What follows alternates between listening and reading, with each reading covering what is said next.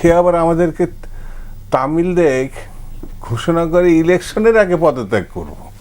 আরে ইলেকশন আগে মানে তুমি কি বেটা যে তুমি ইলেকশনের আগে পদত্যাগ করবা? ফাজলামে একটা সীমা থাকতে হবে তো।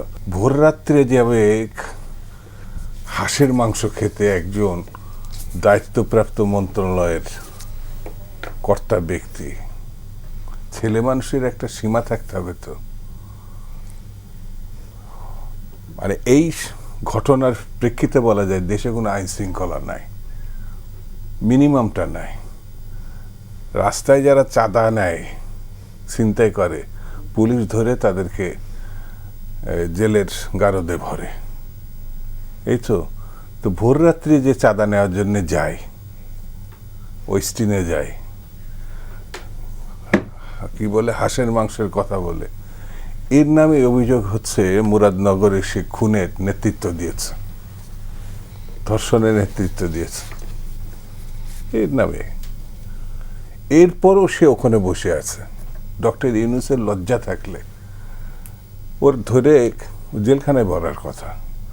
তারপরে তো তদন্ত। আমরা তো বারবার আমাদের নামে তো রাজনীতির বিরোধিতা করেন। হাসিনা নিয়ে গেছে, ডিবি অফিসে বারবার নিয়ে গেছে, আমাদের মান্না ভাইকে নিয়ে গেছে, যারাই রাজনীতি করছে তাদের এই বেটা এখনো পর্যন্ত ওই চেয়ারে বসে থাকে কি করে?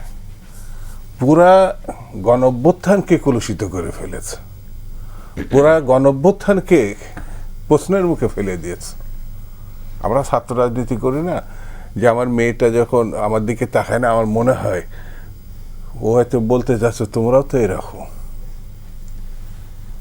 কারণ আমরা তো ছাত্র রাজনীতি করছি, আমরা তো স্বৈরাচারের বিরোধিতা করছি। মানে আমার কাছে মনে হয় সে আবার আমাদেরকে তামিলদের ঘোষণা করে ইলেকশনের আগে পদত্যাগ করব। আরে ইলেকশন আগে মানে তুমি কেন? এটা তো নির্দলীয় নিরপেক্ষ একটা সরকার।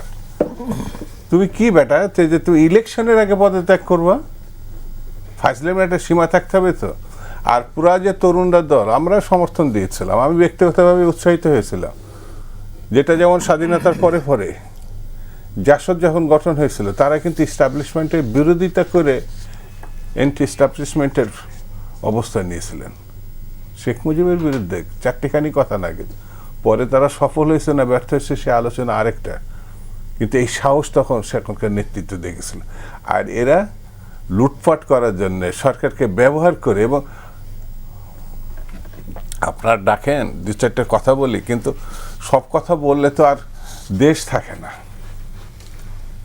আপনি চিন্তা করতে পারেন ডক্টর মোহাম্মদ ইউনূস একটু আগে সুব্রতদা বলল যে এই ছেলেগুলো বিশ্ববিদ্যালয়ে ফিরে যাওয়ার কথা।